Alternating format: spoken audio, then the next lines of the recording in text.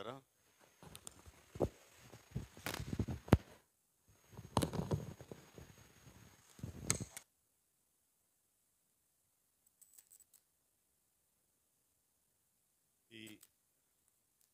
ఈ ఉదయకాల సమయం ఆరాధనకు కూడి వచ్చినటువంటి మీకందరికీ కూడాను యేసుక్రీస్తు వారి ప్రశస్త నామములో శుభాలు వందనాలు తెలియజేస్తూ ఉన్నాను. ఇదిను మనం వాగ్దానము కొరకు చదువుకున్నటువంటి లేఖన భాగము సమూయేలు మొదటి గ్రంథము 8వ అధ్యాయము మొదటి 9 వచనంలో చదువుకున్నాం. బైబిల్ గ్రంథంలో మంచి చెడులు రెండు ఉంటాయి. బైబిల్ గ్రంథంలో మంచి చెడు రెండు కూడాను ఉంటాయి.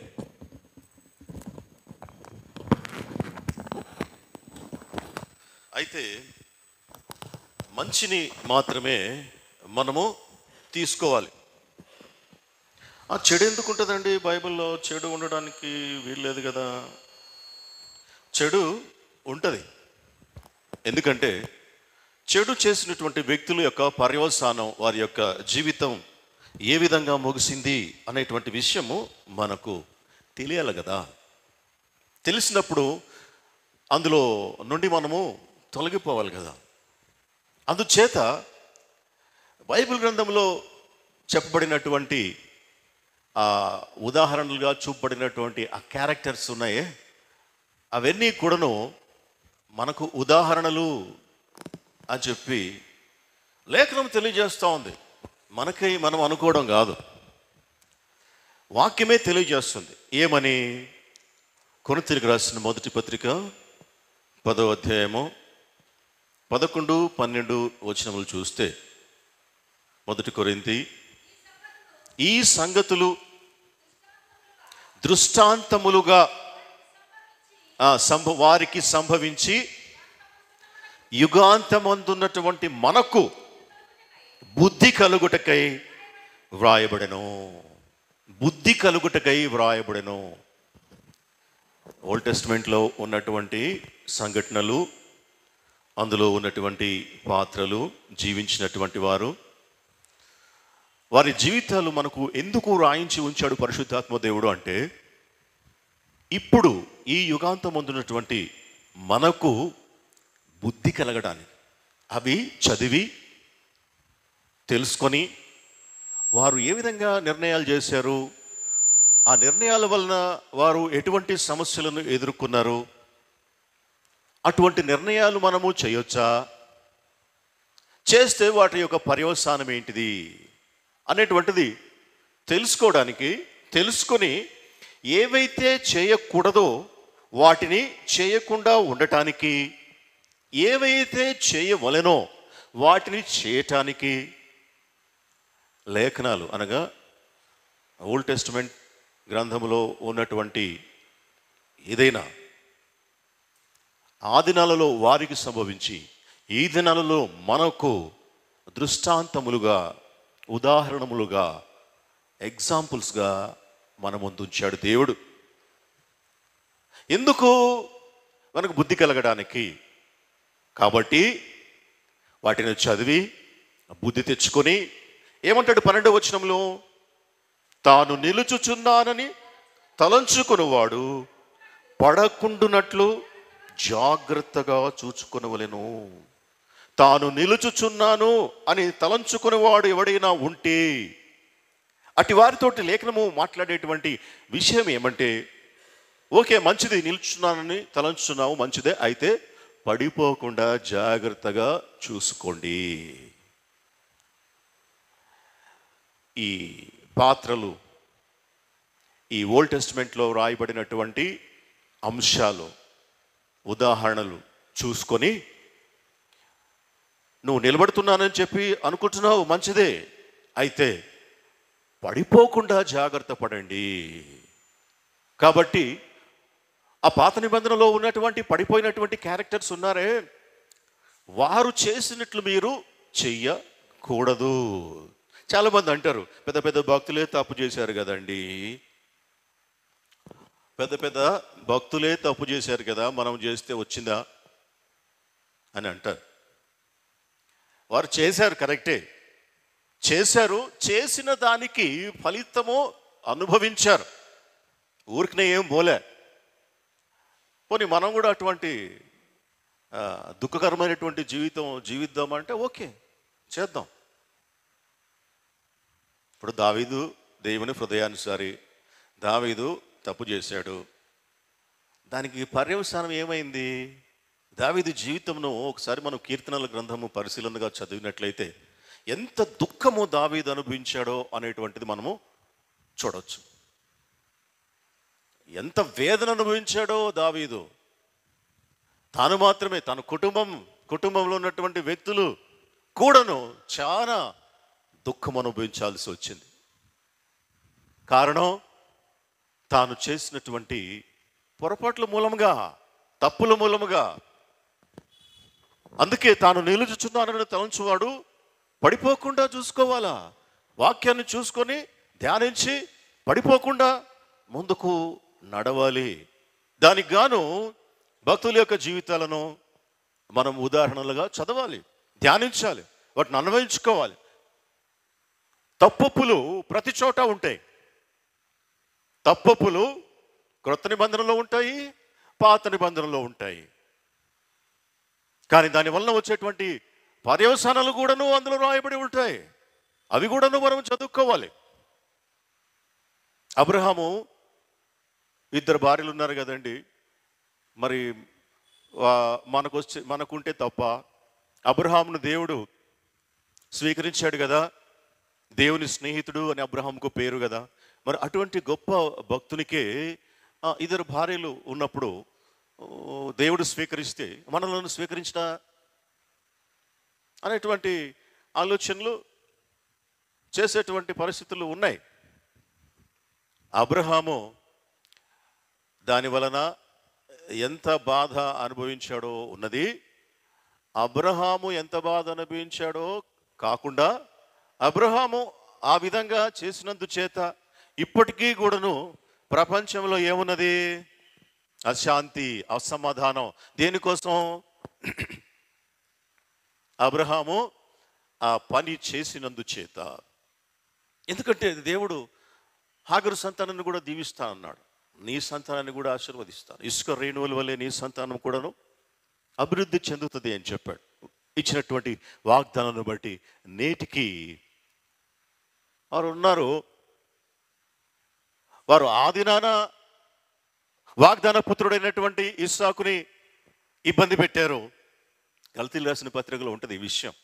గలతీలు రాసిన పత్రిక 4వ అధ్యాయంలో ఉంటుంది ఈ విషయం. ఆ దినాన వాగ్దాన పుత్రుడైనటువంటి ఇస్సాకుని ఇబ్బంది కలిగింది. ఈ దినాన కూడాను వాగ్దాన పుత్రుడైనటువంటి క్రైస్తవులకి ఇబ్బంది కలుగుతూ ఉంది. కారణం అక్కడ జరిగినటువంటి పొరపాటు. ఇవన్నీ ఫ్యాక్ట్స్, ఇవన్నీ నిజాలు తెలుసుకోవాలి. కాబట్టి మనము చరిత్ర చదివినప్పుడు దేనికి చరిత్ర అసలు రాసుకుంటాం? మనము చరిత్ర వలన మనము పాఠాలు నేర్చుకోవడానికా, లేకపోతే ఊరికనే టైం పాస్ చేసుకోవడానికా? చరిత్ర ఉండేది ఎందుకంటే చరిత్రలో నుండి మనము నేర్చుకోవాలి, పాఠాలను నేర్చుకోవాలి. చరిత్ర జరిగిపోయిన దాన్ని మనము చూసి చదివి తెలుసుకొని ఏ విధంగా చేయాలనో లేదా ఏ విధంగా చేయకూడదో మనకు పాఠాలు నేర్పిస్తుంది చరిత్ర. అందుకోసం చదువుకోవాలి. కాబట్టి చదువుకున్నటువంటి వాక్య భాగంలో మనము ఇశ్రాయేలుల జీవితంలో జరిగినటువంటి సంఘటన ఒకటి వ్రాయబడి ఉన్నది. అక్కడ వాళ్ళు వాగ్దత్త భూమికి వచ్చిన తర్వాత, ఐగుప్తు నుండి వాగ్దాన భూమికి వచ్చిన తర్వాత దేవుడు వారికి న్యాయాధిపతులను నియమించాడు. వారికి న్యాయం తీర్చడానికి, వారిని సరైనటువంటి మార్గంలో నడిపించడానికి ఇశ్రాయేలులకి కానాను దేశంలో న్యాయాధిపతులను నియమించాడు. వారికి పెద్దలుగా, వారి ఆధ్వర్యంలో ఇశ్రాయేలీయులు సంరక్షించబడ్డారు, కాపాడబడ్డారు. వారికి సమస్యలు వచ్చినప్పుడు ఈ న్యాయాధిపతులు వారి పక్షాన నిలబడి పోరాడారు, యుద్ధం చేశారు. ఆ తర్వాత ఏలి, ఆయన కూడా న్యాయాధిపతి. ఆ తర్వాత సమూయేలు, ఆయన కూడా న్యాయాధిపతి. వారి ఆధ్వర్యంలో ఇశ్రాయేలు ప్రజలు ఉన్నారు. అప్పుడు జరిగినటువంటి ఒక సంఘటన ఇది. చాలాసార్లు మనం దేవుని దగ్గరికి వెళ్ళి నాకు ఫలాంది కావాలి ఫలాంది కావాలి అని అడుగుతూ ఉంటాం. కానీ ఎప్పుడు కూడాను నీ చిత్తమైతే ఈ అనేటువంటి అంశము మనము చాలా తక్కువ అడుగుతాం. ప్రభు నీ చిత్తమైతే నీ చిత్తమైతే ఇది దయచేయి అని చెప్పి అడగడం తక్కువ. డైరెక్ట్గా మనము అడగడమే, ఏది ఇష్టమైతే దానిని అడగడమే. ప్రభువా నాకు ఇది, అది ఏదైనా కానివ్వండి, ఏదైనా కానివ్వండి, నాకు అది ఇది అని అడుగుతూ ఉంటాం. అయితే మన దృష్టికి ఏది మంచిదో దాన్ని అడగడం కాదు మనం చేయాల్సింది. దేవుని దృష్టికి, దేవుని చిత్తానికి ఏది మంచిదో అది తెలుసుకొని దానిని అడగడం అనేటువంటిది దేవుని యొక్క ఉద్దేశం. మన ఇష్టానికి ఏది మంచిదో అది వెళ్ళిపోయి అడగటం మనం చేసేది. కానీ నిజానికి దేవుని చిత్తం ఏంది ఈ విషయంలో? ప్రభువా నీ చిత్తమే ఈ విషయంలో జరిగించు అని అడగాలి. యాక్చువల్గా అట్లా అడగకుండా మొండితనంగా నాకు అదే కావాలి ప్రభువా, నాకు అదే కావాలా అని చెప్పి అడిగితే, దేవుడు ప్రేమామయుడు, కరుణామయుడు కాబట్టి ఇస్తాడు. అయితే ఇచ్చిన తర్వాత దాని నుండి వచ్చేటువంటి ఫలితం కూడా నువ్వే అనుభవించాల.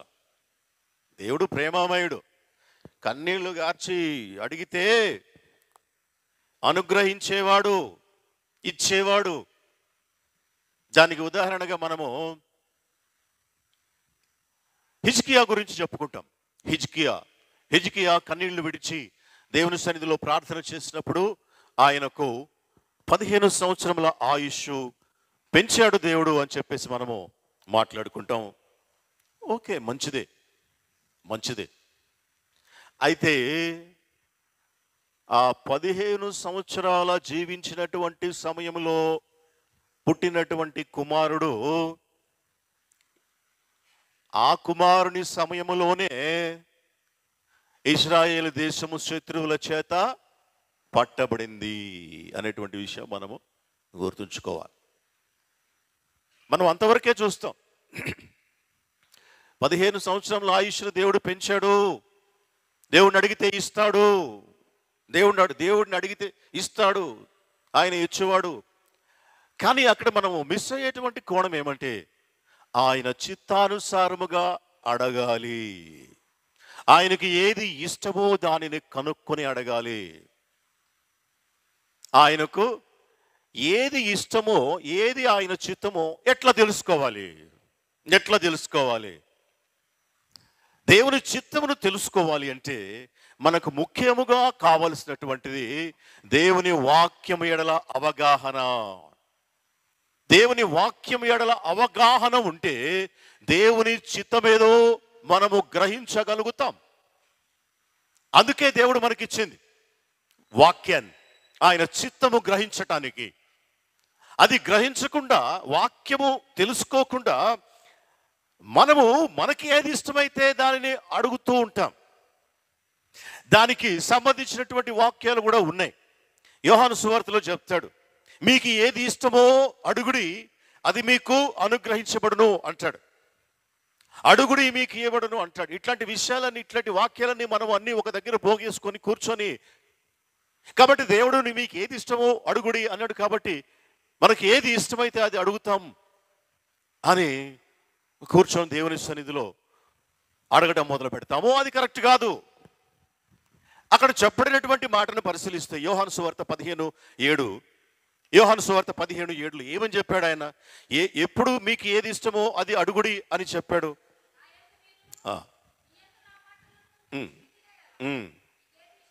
ఇప్పుడు అక్కడ క్లియర్గా చెప్తున్నాడు కదా, మీ యందు నా యందు మీరును, మీ యందు నా మాటలను నిలిచి ఉన్న ఎడల. ఇది కదా ప్రధానమైనటువంటి సూత్రం. మీ అందు నా మాటలు నిలిచి ఉన్న ఎడల, మన హృదయములో దేవుని వాక్యము నిలిచి ఉన్న ఎడల మీకు ఏది ఇష్టమో అది అడగండి. అప్పుడు దేవుని ఇష్టమే మనకు తెలియపరచబడుతుంది. మనం అడిగేది అప్పుడు ఏమడుగుతామో, ఎందుకు మనలో ఆయన వాక్యం ఉన్నప్పుడు ఆయనకి ఏది ఇష్టమో మనకు తెలిసిపోద్ది. అప్పుడు మనం అడిగేటువంటిది ఆయనకి ఇష్టమైందే మనం అడుగుతాం. అప్పుడు తప్పకుండా ఆయన అనుగ్రహిస్తాడు. అది అందులో సూత్రం. నా యందు మీరుండాలి, మీ యందు నా మాటలు ఉండాలి. అప్పుడు అడగండి. ఏమడుగుతాం? ఇంకా నేనేడున్నా? ఇంకా నేను లేను కదా. నా యందు ఆయన ఉన్నాడు, ఆయన మాటలున్నాయి. కాబట్టి నా నోటి నుండి ఏదొచ్చినా, నా ఆలోచన ఏదొచ్చినా ఆయనకు ఇష్టమైనటువంటిదే నేను అడుగుతాను. కాబట్టి దేవుని చిత్తమును గ్రహించి ఏదంటే అది అడగడం కాదు, ఆయనకు ఇష్టమైనటువంటిది అడగాలి. చాలాసార్లు మనము అది పొరపాటు చేస్తూ ఉంటాము. ఆ విషయంలో భయము, భక్తి రెండున్నాయి ఇక్కడ. వీటిల్లో మనకు ఒకటే ఉంటుంది, భక్తి ఉంటుంది, భయం తక్కువ ఉంటుంది. ఇది చాలా విచారకరమైనటువంటి విషయం. దేవుని యందు భయభక్తులు రెండు ఉండాలి, కానీ భక్తి మాత్రమే ఉంటుంది, భయము ఉండదు. ప్రసంగి భక్తుడు అంటాడు, నువ్వు దేవుని ఆలయంలోకి వెళ్ళినప్పుడు అనాలోచితంగా నువ్వు పలుకవద్దు. ప్రసంగి 5:1-2 అంటాడు. నీవు మందిరంలోకి వెళ్ళినప్పుడు నీ ప్రవర్తన జాగ్రత్తగా చూసుకో.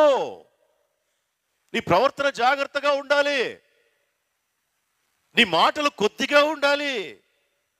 నీ దేవుని సన్నిధిని అనాలోచితముగా పలుకుటకు నీ హృదయమును త్వరపడనీయక. అనాలోచితంగా మాట్లాడద్దు. దేవుని సన్నిధిలో, దేవుని దగ్గరికి వెళ్ళి ఆయనతో మాట్లాడేటువంటి సమయంలో లేదా ప్రార్థించేటువంటి సమయంలో అనాలోచితంగా అంటే ఏంటిది? అనాలోచితంగా అంటే మన వైపు నుండి మాట్లాడడం, మనకి ఏది ఇష్టమైతే అది అడగడం, మనకి ఏది బాగుంటే దాన్ని చేయమని చెప్పడం. ఇది అనాలోచితంగా అడగడం అంటే. అనాలోచితంగా నువ్వు మాట్లాడద్దు.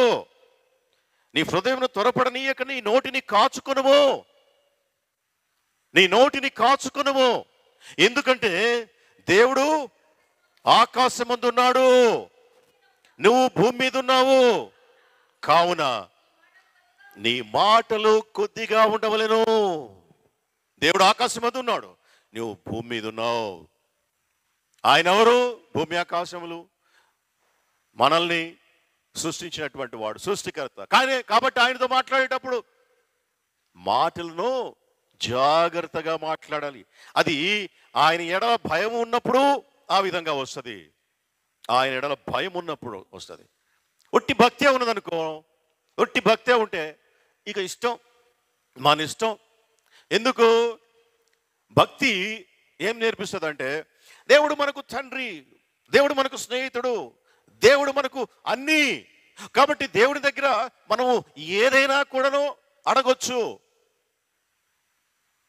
దేవునితోటి దగ్గరతనాన్ని భక్తి తెలియజేస్తుంది. మంచిదే, అదేం తప్పు కాదు, కరెక్టే.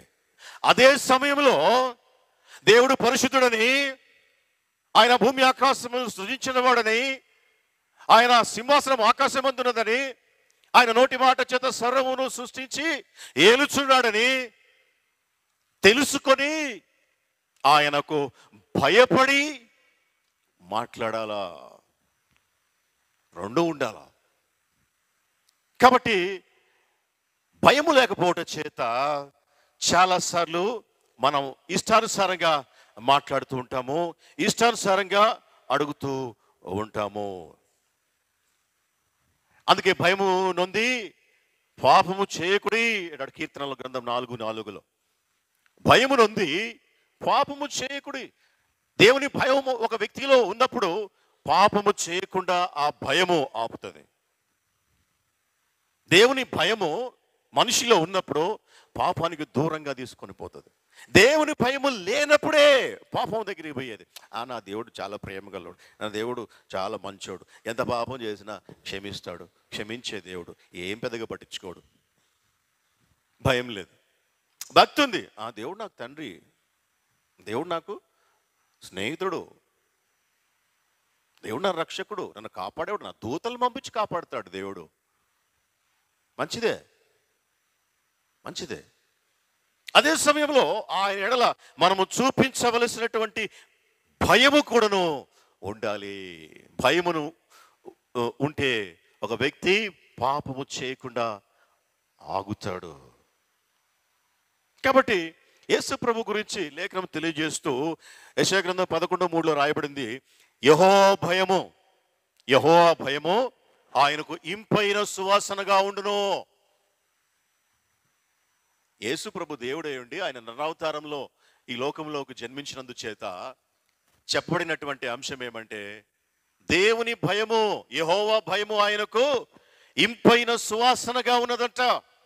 యేసు ప్రభుయే దేవునికి భయపడినప్పుడు, ఆయనే దేవుడు నరావతారంగా ఉన్నాడు, శరీరంలో ఉన్నాడు.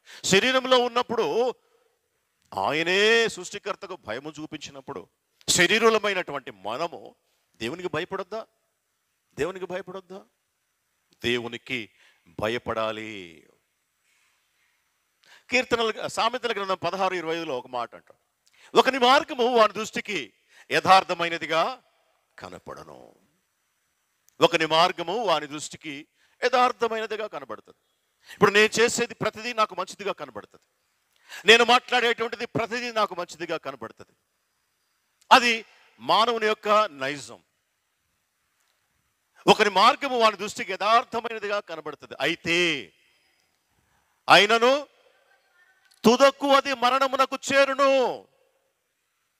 నా దృష్టికి నేను నడిచేటువంటి మార్గము యథార్థమైనది. ఎవరి దృష్టికి వారి మార్గము యథార్థంగా కనబడుతుంది. అయితే అది ఎక్కడికి పోతుంది? మరణానికి తీసుకొని పోతుంది. కాబట్టి మన మార్గమును మన దృష్టితో కాదు చూడాల్సింది. మనము నడిచేటువంటి మార్గమును మన దృష్టి కోణములో నుంచి కాదు పరిశీలించాల్సింది, చూడాల్సింది. దేవుని దృష్టి కోణములో నుండి మనము నడిచేటువంటి మార్గమును పరిశీలించుకుంటూ, చూసుకుంటూ, నడుచుకుంటూ పోవాలి. అది మనం చేయాల్సింది. ఇప్పుడు కీర్తనలు 119వ కీర్తన 9వ వచనంలో రాయబడినటువంటి ఆ విషయం ఏమంటే, మన మార్గము ఎట్లా పరీక్షించబడాలి, మన మార్గము ఎట్లా మనం నడిచే మార్గం మంచిదా చెడ్డదా, ఇది మరణానికి పోద్దా జీవానికి పోద్దా, ఎట్లా తెలుసుకోవాలి ఒక వ్యక్తి అంటే, దాన్ని మనం నడిచే మార్గాన్ని దేవుని వాక్యము అనేటువంటి దుర్బిణిలో నుంచి చూడాలి. దేవుని వాక్యము అనేటువంటి బైనాక్యులర్స్ పెట్టుకొని చూడాలి. అప్పుడు ఆ మార్గం మంచి మార్గమా చెడు మార్గం అర్థమవుతుంది. ఏమని రాయబడింది 119:9? దేని చేత తమ నడతను, ఇప్పుడు నడక ఎక్కడ నడుస్తాం? మార్గంలో నడుస్తాం. నడక ఎక్కడ నడుస్తాం? రోడ్డు మీద నడుస్తాం, మార్గంలో నడుస్తాం. ఆ మార్గం మంచిదా చెడ్డదా ఏ విధంగా తెలుసుకోవాలంటే, తమ నడతలను దేని చేత శుద్ధిపరుచుకుందరో? నీ వాక్యమును బట్టి, దానిని జాగ్రత్తగా చూచుకొనుటను బట్టియే కదా. దేవుని యొక్క వాక్యమును బట్టి, ఆ వాక్యమును జాగ్రత్తగా చూసుకొనుటను బట్టియే మనం మార్గము, మన నడత తెలుసుకుంటాం. ఎట్లా ఉంది, మంచిదా చెడుదా? ఒకవేళ చెడుదైతే దాన్ని క్రమపరుచుకోవాలి, బాగు చేసుకోవాలి. కాబట్టి దేవుని వాక్యం ఎడల ఎంత అవగాహన ఉండాలి, ఎంతగా తెలుసుకొని ఉండాలి. ఏ సమస్య వచ్చినా కానీ ఎక్కడికి పరిగెత్తాలి? మనం నడిచేటువంటి మార్గంలో సమస్య వచ్చింది, ఆ సమస్య పరిష్కారం కావాలంటే ఎక్కడికి పరిగెత్తాలి? దేవుని దగ్గరికి పరిగెత్తాలి. అప్పుడు తెలుస్తుంది అది మంచిదా చెడ్డదా. సమస్య వచ్చిన ప్రతిసారి దేవుడే దాన్ని తీర్చగలిగినటువంటి వాడు. అలాగనే ఇశ్రాయేలుకు ఒక సమస్య వచ్చింది. ఇశ్రాయేలుకు ఒక సమస్య వచ్చింది. అది ఒకరిది కాదు, అందరిది. ఇశ్రాయేలులో అందరూ సమస్య. అందరూ కలిసి ఆ సమస్య పరిష్కారం ఏ విధంగా చేయాలని ఆలోచిస్తూ ఉన్నారు. వారు ఆ సమస్యను ఎక్కడి నుంచి చూడాలి? దేవుని దృష్టిలో నుంచి చూడాలి, దేవునికి అప్పగించాలి. లేకుంటే దేవుని దృష్టికి ఈ సమస్య అసలు సమస్యనా కాదా? దేవుని దృష్టికి ఈ సమస్యనా కాదా? ముందు అది తెలుసుకోవాలి. అలా కాకుండాను వారు ఏం చేశారంటే వారి సొంత దృష్టిలో నుంచి ఆ సమస్యను చూడడం ప్రారంభించారు. తమకు తామే ఆ సమస్యకు పరిష్కారం వారు చూసుకుంటూ ఉన్నారు. ఇది వారు చేసినటువంటి మొదటి పొరపాటు. బైబిల్ గ్రంథంలో ప్రతి సమస్యకు పరిష్కారం ఉంది. దేవుని వాక్యంలో లేనటువంటి పరిష్కారం లేనే లేదు. ప్రతి సమస్యకు దేవుడు తన వాక్యం ద్వారా పరిష్కారాన్ని అనుగ్రహించేటువంటి దేవుడై ఉన్నాడు. ఆ సమస్యను వారు ఆల్రెడీ ఒక పరిష్కారాన్ని వారు సొంత దృక్పథంతో, సొంత ఆలోచనతోటి చేశారు. చేసి వారు సమూయేలు దగ్గరికి వచ్చారు. అప్పుడు మాట్లాడుతూ ఉన్నాడు ఈ మాట. ఏమని? సమూయేలు దగ్గరికి వచ్చి వారు అడిగినటువంటి, వారు చెప్పినటువంటి విషయం ఏమంటే, వీరు బెయేర్షెబాలో న్యాయాధిపతులుగా ఉండిరి, అతని కుమారులు అతని ప్రవర్తనను అనుసరింపక. ఎవరు వీరు? సమూయేలు కుమారులు. సమూయేలు వృద్ధుడైనప్పుడు తన కుమారులను ఇశ్రాయేలు మీద న్యాయాధిపతులుగా నియమించెను. అతని జ్యేష్ఠ కుమారుని పేరు యోవేలు, రెండవ వాని పేరు అబీయా. వీరు న్యాయాధిపతులుగా ఉన్నారు. అయితే వీరి అనగా సమూయేలు కుమారులు వీరు అంత మంచోళ్ళు కాదు. సమూయేలు అంత మంచోళ్ళు కాదు. వీళ్ళు చెడ్డోళ్ళు. వీళ్ళ ప్రవర్తన మంచిది కాదు. వీరు ధనాపేక్షలు, వీరు లంచములు తీసుకునేవారు. కాబట్టి ఈ విషయాన్ని ఇశ్రాయేలీలు సమూయేలు దగ్గరికి తీసుకొచ్చారు. వాళ్ళు ఏమంటున్నారు? ఇశ్రాయేలు అందరూ కూడాను సమూయేలు దగ్గరికి కూడి వచ్చి, రామాలో ఉన్న సమూయేలు దగ్గరికి వచ్చి, చిత్తగించుము, నీవు వృద్ధుడవు, నీ కుమారులు నీ ప్రవర్తన వంటి ప్రవర్తన గలవారు కారు. కాబట్టి అయ్యా, నీ కుమారులు మంచోళ్ళు కాదు, నువ్వేమో వృద్ధుడు అయిపోయావు, మాకు న్యాయం తీర్చడానికి నీకా శక్తి లేదు.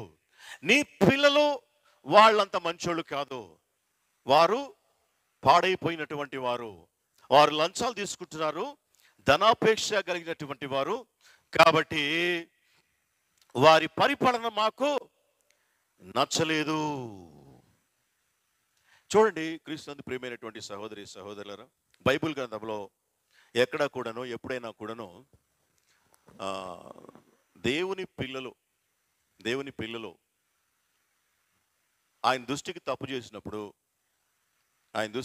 చేసినప్పుడు వాళ్ళ మీదికి చెడ్డవారిని రేపుతాడు. వారి మీదికి చెడ్డవారిని వారి తలల మీదకి ఎక్కిస్తాడు. చరిత్ర అంతా ఇదే. దేవుని దృష్టికి తప్పు చేసినటువంటి ఇశ్రాయేలు మీదకి శత్రువులను రేపుతాడు, చెడ్డవారిని రేపుతాడు. వారు వచ్చి వారి మీదకి ఎక్కుతారు, తొక్కుతారు, వారికి శ్రమలు కలుగజేస్తారు, బాధలు కలుగజేస్తారు. ఇది దేవుని యొక్క శిక్షణ. 119 కీర్తన 119:71 లేఖనము తెలియజేసేటువంటి విషయం ఏమంటే, నేను నీ కట్టడలను నేర్చుకున్నట్లు శ్రమ నొంది ఉండుట నాకు మేలాయను. శ్రమ ఎందుకు పెడతాడంటే దేవుడు, ఆయన కట్టడలను మనము నేర్చుకోవటానికి. శ్రమ ఎదురైనప్పుడు మనము తలంచుకోవాల్సినటువంటి అంశం ఇది. దేవుడు అనుమతించాడు. ఈ శ్రమను దేవుడు అనుమతించబట్టే ఆయన కట్టడల వైపు నా యొక్క కనులు ఎత్తుచూ ఉన్నాను. ఒకవేళ ఈ శ్రమ దేవుడు ఇయ్యకుండా ఉంటే ఆయన వైపు కూడాను మనము చూడం. కట్టడలను మనము నేర్చుకున్నట్లుగా దేవుడు మన జీవితాల్లో శ్రమలను అనుమతిస్తాడు అనేటువంటి విషయం మనము గుర్తెరగాల. కావలసుకునే దేవుడు చాలాసార్లు మన జీవితాల్లో శ్రమలను ఇస్తాడు. కీర్తనలు 66 10, 12. కీర్తనలు 66 10వ వచనము. దేవా, నీవు మమ్మను పరిశీలించి ఉన్నావు, వెండిని నిర్మలము చేయు రీతిగా మమ్ములను నిర్మలులను చేసి ఉన్నావు. నిర్మలులను చేసి ఉన్నావు. వెండిని ఎట్లా నిర్మలం చేస్తారు? వెండిని ఎట్లా శుద్ధి చేస్తారు? బంగారాన్ని ఎట్లా శుద్ధి చేస్తారు? గోల్డ్ స్మిత్ బంగారాన్ని ఎట్లా శుద్ధి చేస్తాడు మనకు తెలుసు. దాన్ని ఫర్నెస్లో పెట్టి బాగా కరిగిస్తాడు. వెండిని బాగా కరిగిస్తారు. హై టెంపరేచర్లో కరిగించినప్పుడు ఆ వెండిలో కానీ బంగారంలో కానీ ఉన్నటువంటి మట్టి అంతా పోయి శుద్ధమైనటువంటి వెండి లేదా శుద్ధమైనటువంటి బంగారముగా అది మారుతుంది. వెండిని నిర్మలము చేసినట్లుగా నీవు మమ్మలను నిర్మలులను చేసి ఉన్నావు. చదవండి. ఏ విధంగా ఉంచాడంట? బందీ గృహములో ఉంచావు. ఎందుకు? మమ్ములను నిర్మలులుగా చేయటానికి, మాలో ఉన్నటువంటి మట్టి మశానాన్ని తొలగించటానికి మమ్మలను బందీ గృహములలో నీ ఉంచావు. మా నడుముల మీద గొప్ప భారం పెట్టావు. నరులు మా నెత్తి మీదకి ఎక్కినట్లు చేసావు. మేము నిప్పులలోనూ నీళ్లలోనూ పడ్డాము. దేవుడు వాళ్ళని ఏం చేశాడంట? నిప్పుల్లో పడేశాడు, నీళ్లలో పడేశాడు. వారి నడుముల మీద గొప్ప భారం పెట్టాడు. వారిని బందీ గృహములలో ఉంచాడు. దేనికి? వారిని నిర్మలము చేయటానికి, వారిని నాశనము చేయటానికి కాదు, వారిని నిర్మూలము చేయటానికి కాదు, వారిని నిర్మలము చేయటానికి. శ్రమ లేకపోతే పరిశుద్ధత లేదు. శ్రమ లేకపోతే దేవుని పిల్లలుగా ఉండటానికి యోగ్యత రాదు. అందుకే చాలాసార్లు మనం చేసినటువంటి అపరాధములను బట్టి, తిరుగుబాటులను బట్టి దేవుడు మనలను బందీ గృహాలలో ఉంచుతాడు. మన నడుముల మీద గొప్ప భారం పెడతాడు. మన నెత్తి మీద మనుషులు ఎక్కి తొక్కేటట్లుగా చేస్తాడు. నిప్పులలోను నీళ్ళలోను వేస్తాడు. అయినను అది దేవుని యొక్క చిత్తం. అయినప్పటికీ ఇన్ని శ్రమలు, ఇన్ని బాధలు మేము అనుభవించినప్పటికీ నీవు మమ్మను సమృద్ధి గల చోటికి రప్పించి ఉన్నావు. ఇది దేవుని యొక్క ఉద్దేశం. ఆయన ఎప్పుడు కూడా మనల్ని సర్వ సమృద్ధిలోకి నడిపించాలనేది ఆయన చిత్తం. అయితే చాలాసార్లు మనకున్నటువంటి సొంత తలంపులను బట్టి, సొంత చిత్తమును బట్టి, మన క్రియలను బట్టి, దేవునికి ఇష్టము లేని తత్వమును బట్టి దేవుడు మనల్ని శ్రమలకు అప్పగిస్తాడు. యెషయా గ్రంథంలో చెప్తాడు. యెషయా గ్రంథం 48:10, నేను నిన్ను పుటము వేసి తిని. పుటం అంటే అదే మనం ఇప్పుడు మాట్లాడుకున్నామే, ఫర్నెస్, కొలిమి. తెలుగులో కొలిమి అంటారు. నేను నిన్ను పుటము వేసి తిని, వెండిని వేసినట్లు కాదు. ఎట్లా పరీక్షించాడంట ఆయన? ఇబ్బంది కొలిమిలో. ఇబ్బంది అనేటువంటి కొలిమిలో వేసి తన బిడ్డలను ఆయన పరీక్షిస్తాడు అంట. నిర్మలులను చేస్తాడంట. దేనికి అంటే ఆయన పరిశుద్ధుడు కాబట్టి. బిఫోర్ లాస్ట్ వీక్ మనం చెప్పుకున్నాం, మనము కూడాను పరిశుద్ధులుగా ఉండాలి, ఆయన పైన ఆధారపడాలి. కాబట్టి ఇబ్బంది కొలిమిలో వేసి మనల్ని పరీక్షిస్తాడు. అటువంటి ఇబ్బందుల కొలిమిలో ప్రస్తుతం ఇశ్రాయేలీలు ఉన్నారు. ఎందుకు అంటే దేవుడు దుష్టులను వారి పైన హెచ్చించాడు. ఎవరు దుష్టులు? సమూయేలు కుమారులు. సమూయేలు కుమారులు దుష్టులు. సమూయేలు కుమారులు వీళ్ళేంది? మేము నీ కుమారుల వల్ల చాలా ఇబ్బందులు పడుతున్నాము. అసలు ఆ కండిషన్స్ లోనికి నెట్టింది ఎవరు? దేవుడు. దేవుడు. అది గుర్తుపెట్టుకోవాలి. అది ఎప్పటికీ మర్చిపోకూడదు. ఏలి సమయంలో కూడా, అనగా సమూయేలు గురువు యాజకుడైనటువంటి ఏలి, ఆయన ఏలినటువంటి సమయంలో కూడా ఇటువంటి పరిస్థితులు ఇశ్రాయేలు జీవితాల్లో ఉన్నాయి. అప్పుడు ఎవరు ఏలేరు? ఏలి, ఆయన కుమారులు. ఆయన కుమారులు కూడాను మహా చెడ్డవారు. వారు తిండిబోతులు, ధనాపేక్షులు, ఇంకా ఇంకా చాలా చెడు పనులు చేసేటువంటి వారు. మరి దేవుడు ఎందుకు ఇచ్చాడు వారికి? వీరిని కొలువులో పెట్టడానికి. సమూయేలు మొదటి గ్రంథం 2:12 ఉంది, ఏలి కుమారులు యెహోవాను ఎరుగని వారై మిక్కిలి దుర్మార్గులయ్యుండిరి. ఎటువంటి దుర్మార్గులు అంటే చాలా దుర్మార్గులు. వారి దుర్మార్గుల పాలనలో ఇశ్రాయేలును దేవుడు ఉంచాడు, కొంతకాలం ఉంచాడు. ఏలీకి ఈ విషయం తెలిసి ఏలీ కుమారులను పిలిచి గద్దిస్తాడు.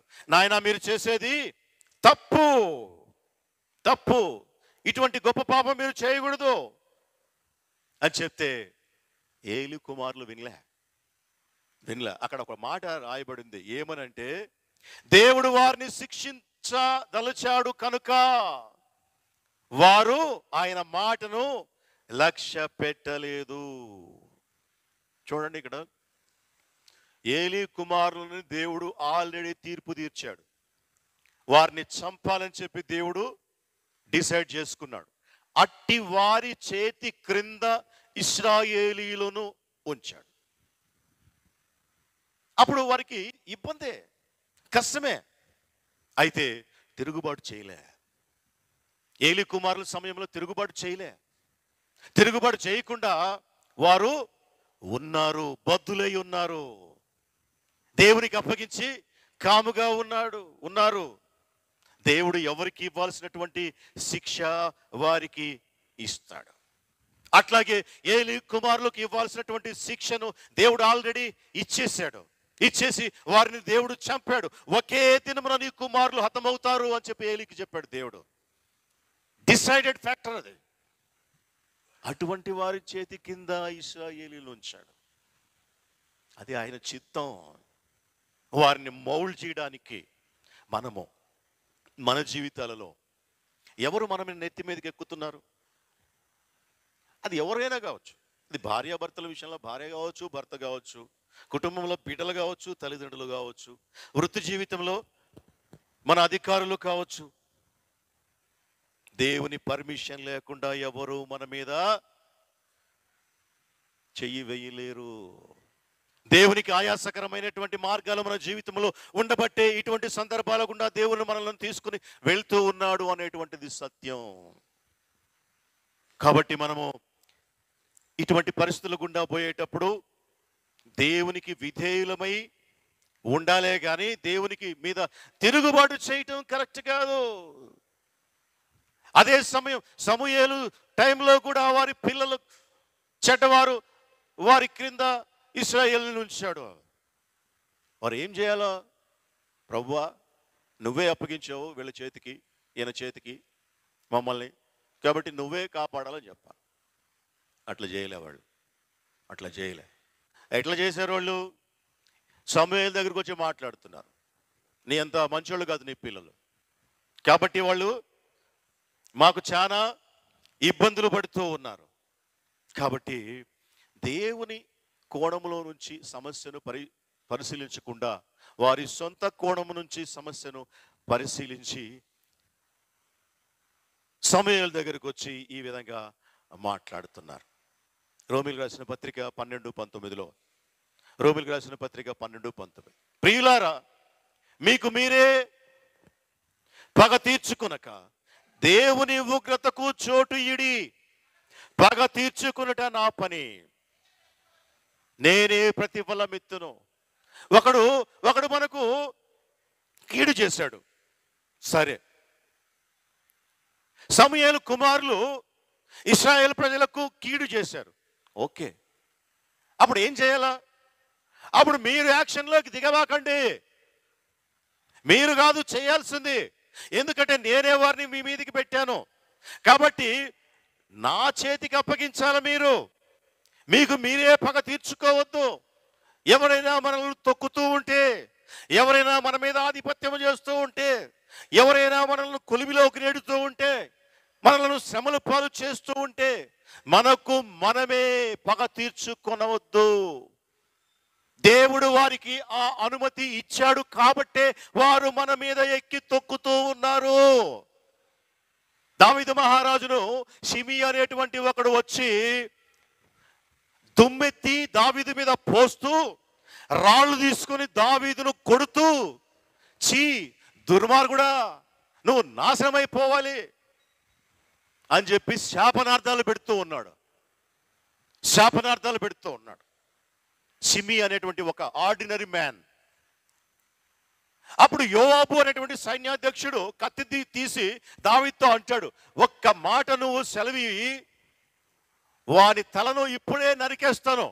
వాడు నిన్ను అనేతంటి గొప్పవాడా, కుక్కలాంటి షిమీ అని యోవాబు అంటే, అప్పుడు ఈ దావీదు ఏమంటాడు తెలుసా?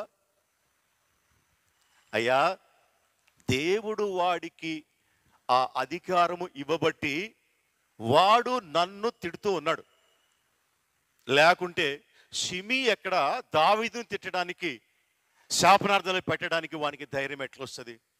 యెహోవా వానికి ఆ అధికారం ఇచ్చాడు కాబట్టే వాడు నన్ను శపిస్తూ ఉన్నాడు, తిడతా ఉన్నాడు. మీరేమీ కలగజేసుకోవద్దు, మీరు కాముగా ముందుకు వెళ్ళిపోండి అని చెప్పేసి అన్నాడు. దావీదు పదవి విచ్చుడైపోయేసి అరణ్యాలకు వెళ్తూ ఉన్నటువంటి సమయంలో జరిగినటువంటి సంఘటన ఇది. ఎవరు మన మీద ఎక్కి తొక్కినా, ఎవరు మనల్ని కొలిమిలలోనికి నెట్టినా, ఎవరు మనల్ని హింసించినా, బాధించినా మనము ప్రభువు దగ్గరికి వెళ్ళాలి. మన సొంత యాక్షన్ ప్లాన్ మనము ఎగ్జిక్యూట్ చేస్తే దేవుడు తన ప్లాన్ ఎగ్జిక్యూట్ చేయకుండా ఆపేస్తాడు. ఏలీ టైంలో వాళ్ళు గమ్మునున్నారు. కాబట్టి దేవుడు ఏం చేశాడు? ఏలీ పిల్లల్ని ఒకే రోజు హతం చేశాడు. సమూయేలు టైంలో ఇశ్రాయేలు గమ్మున లేరు. అందుకే దేవుడు సమూయేలు కుమారులను చంపినట్లుగా బైబిల్లో రాయబడలేదు. దేవుడు సమూయేలు పిల్లల్ని ఏం చేశాడో తెలియదు, వారు చెడ్డోళ్లే. కానీ దేవుడు వాళ్ళకి శిక్షించినట్లుగా ఎక్కడ మనకు రాయబడలేదు. ఎందుకు అంటే ఇశ్రాయేలులు వారు సొంత ప్లాన్లోనికి వచ్చారు. దేవుని దగ్గర మొరపెట్టాల్సింది పోయేసి వాళ్ళు ఆల్రెడీ ఒక ప్లాన్ని రూపించుకొని వచ్చారు. వచ్చి ఏమంటున్నారు వాళ్ళు? చిత్తగించుము, నీ వృద్ధుడవు, నీ కుమారులు నీ ప్రవర్తన గలవారు కారు కనుక సకల జనుల మర్యాద చొప్పున మాకు ఒక రాజుని నియమింపుము, అతడు మాకు న్యాయము తీర్చునని అతనితో అనిరి. కాబట్టి ఇక నీవు గాని నీ కుమారులు గాని మమ్మల్ని ఏలటానికి వీలు లేదు. చుట్టుపక్కల రాజ్యాలు ఉన్నారు.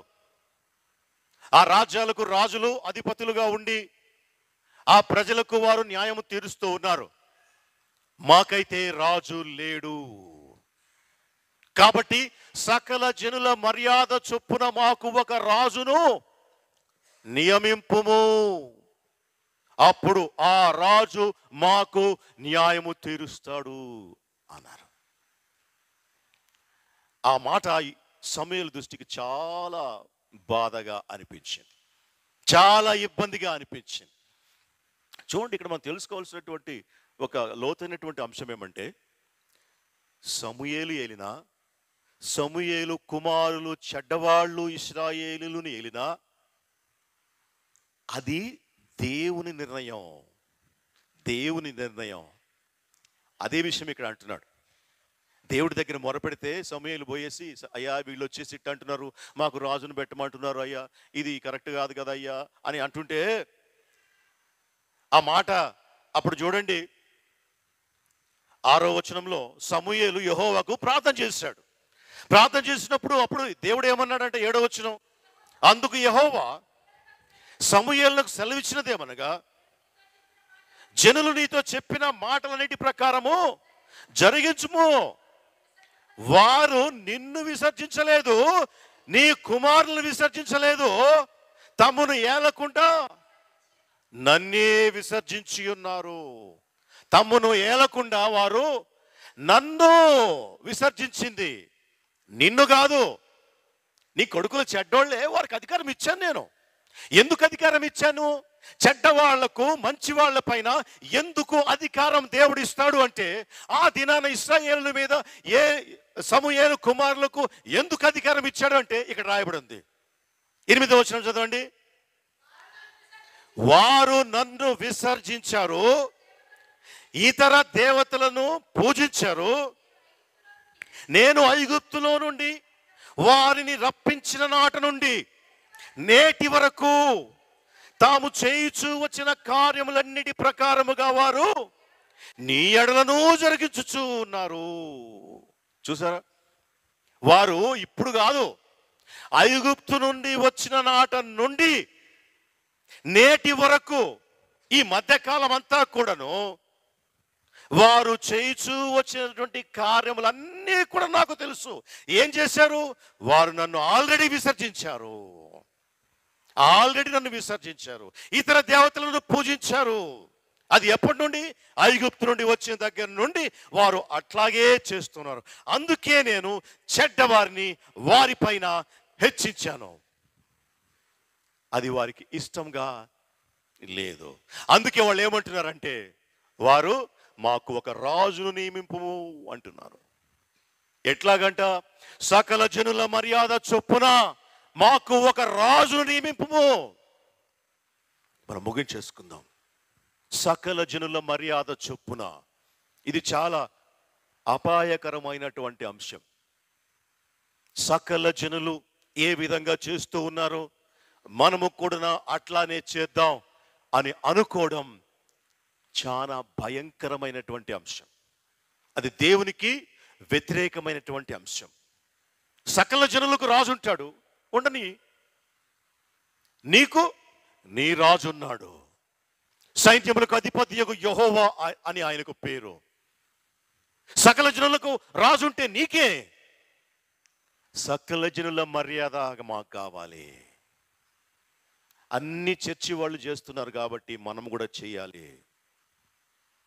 చర్చిలో అందరూ డ్యాన్స్లు వేస్తున్నారు కాబట్టి మనము డ్యాన్స్లు వేద్దాం. అన్ని చర్చెస్లో ఎగురుతున్నారు కాబట్టి మన చర్చిలో కూడా ఎగురుతాం. పలానా చర్చిలో ఆత్మాభిషేకం అనేటువంటి పదాన్ని ఉపయోగించి ఆత్మ వచ్చాడు అని చెప్పేసి వాళ్ళు ఎగురుతూ ఉన్నారు. వాళ్ళు అంటున్నారు, మన సంఘాలలో మన చర్చిలో ఆత్మ లేదు అంటున్నారు. కాబట్టి మనము కూడా సకల జనుల మర్యాద చొప్పున మనము ఎగురుతాం. వారు చేసినట్లు మనము చేద్దాం. మనం ఏమన్నా ప్రత్యేకంగా వచ్చామా? మనము క్రైస్తవులమే కదా, వారు బైబిల్ చెప్తున్నారు, మనము బైబిల్ చదువుతున్నాము, వాళ్ళలాగా మనము చేద్దాం. చాలా తప్పు, చాలా తప్పు. వాక్యము ఏం చెబుతుందో దాని ప్రకారమే చెయ్యాల. దేవుడు వారికి శిక్షణ ఇచ్చాడు, చెడ్డవారిని వారిపైన హెచ్చించాడు. అది శిక్ష, అది శిక్షణ. మాకొద్దు. నా కుమారుడా, దేవుని శిక్షను నువ్వు తృణీకరింపకము. తృణీకరిస్తే తండ్రి తను ప్రేమించు కుమారులను శిక్షించు రీతిగా ఆయన నిన్ను శిక్షించుచున్నాడు. కాబట్టి నీ పైన జనులను ఎక్కించాడు, తొక్కుతూ ఉన్నారు. దేవునికి మొరపెట్టు, దేవుడు వింటాడు. అంతేగాని నీ సొంత ప్లాన్ ప్రకారము వారు వద్దు.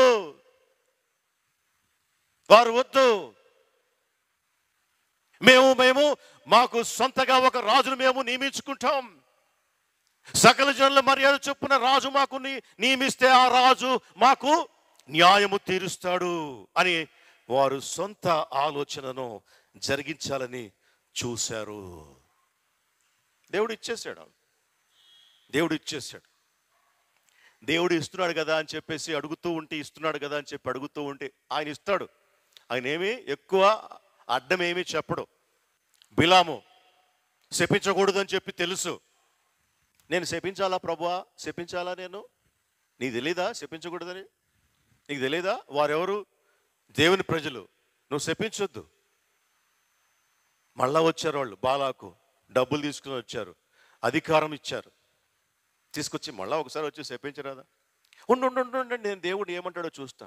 ఆల్రెడీ చెప్పాడు కదా దేవుడు, శపించొద్దని చెప్పాడు. వాళ్ళు దేవుని ప్రజలు, వాళ్ళు ఇశ్రాయేలు, వాళ్ళని శపించడానికి వీల్లేదు, నువ్వు జాగ్రత్త అని చెప్పాడు ఆల్రెడీ. మళ్ళీ ప్రభువా ఏం శపించాలా నేను? వాళ్ళు డబ్బు తెచ్చారు, వాళ్ళు అధికారం తెచ్చారు, అధికారం ఇస్తామంటున్నారు. అప్పుడు దేవుడు ఏం చేస్తాడు? సరే పో పో అన్నాడు. అంతే. చాలాసార్లు దేవుడు ఓకే అంటాడు. దేవుడు ఓకే అన్నంత మాత్రాన అంతా కూడాను మంచిదే అని అనుకోవడానికి వీలు లేదు. అందుకే పౌలు అంటాడు, నువ్వు ఏ స్థితిలో ఉన్నప్పటికీ ఆ స్థితిలో దేవుని మహిమపరచడం నేర్చుకో. నువ్వు ఏ స్థితిలో ఉన్నావో అదే స్థితిలో నువ్వు దేవుని మహిమపరచడం నేర్చుకోవాలి. అందుకే తాను నిలుచుచున్నానని తలంచువాడు పడిపోకుండా తను తాను చూసుకోవాలి. కాబట్టి క్రీస్తునందు ప్రియమైనటువంటి సహోదరులారా, మొండితనం దేవుని దగ్గర పనికిరాదు. పట్టుదల కలిగి ప్రార్థించండి అంటే దాన్ని నెగటివ్ వేలో ఉపయోగించి, పట్టుదల కలిగి దేనికి పట్టుదల? మనకి ఏం కావాలో, మనకి ఏది ఇష్టమో, మన మనసుకు ఏది నచ్చుతుందో దానికోసం పట్టుదల.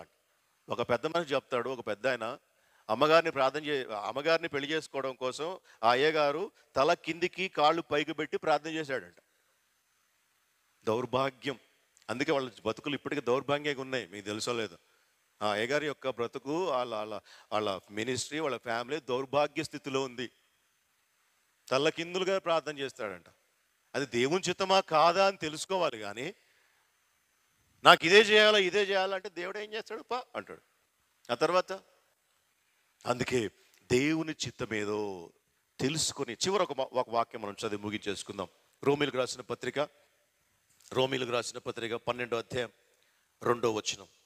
రోమా 12:2 చదవండి. ఒకరు చదవండి అమ్మా.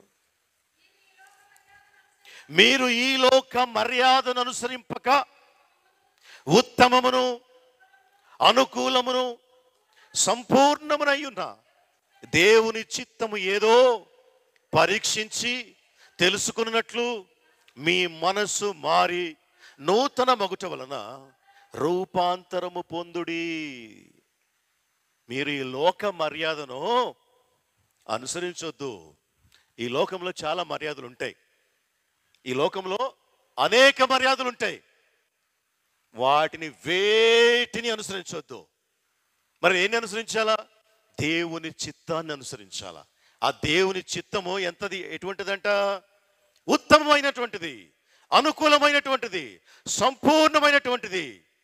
కాబట్టి దాన్ని మనము అనుసరించాలి. మన జీవితం, మన విశ్వాస జీవితాన్ని మనము కాపాడుకోవాలి. మనము లోకాన్ని, లోక మర్యాదను అనుసరించినట్లయితే దేవుణ్ణి వదిలిపెట్టేయాల్సిందే. సకల జనుల మర్యాదను మనం అనుసరించినట్లయితే దేవునిలో మనము కొనసాగలేము. ఇదే లోకమా? లోక మర్యాద, సకల జనుల మర్యాద, లేకుంటే దేవుడా? దేవుడిచ్చింది మనం అనుసరించాలంటే లోకాన్ని వదిలిపెట్టేసేయాలి. లోక మర్యాద కూడా చేస్తా, లోకంలో ఆచారాలు చేస్తా, దేవుడు కూడా కావాలా అంటే అది ఎప్పటికీ కుదరదు. అది ఎప్పటికీ కుదరదు. దేవుడు చెడ్డవారికి ఇవ్వాల్సినటువంటి ఇచ్చేస్తూనే ఉంటాడు. వారికి ఇవ్వాల్సినటువంటి తీర్పులు ఆయన దగ్గర నుంచి పోతూనే ఉంటాయి.